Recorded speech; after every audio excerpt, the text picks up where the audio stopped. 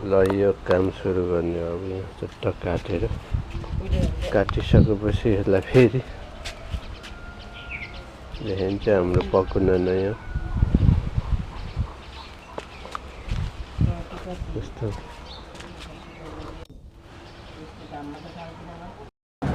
Hello गाइजहरु, यो सफा गरी आज दिदीभाइ मिलेर चट्ट काटिएको छ। चारतिर मिलाएर काटियो। अहिले सानो गार्डनलाई यस्तो बनाइयो। आजको काम उताबाट सफा गर्नु हुँदैछ। यता छ यो मेरो साइकल, म चढ्ने साइकललाई यो फोहोरहरू उठाइनेछ। कस्तो राम्रो देखियो भने अब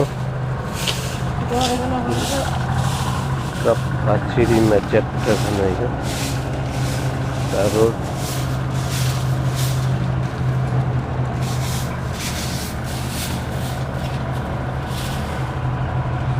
प्लानहरू थुप्रो छ यतिखेर।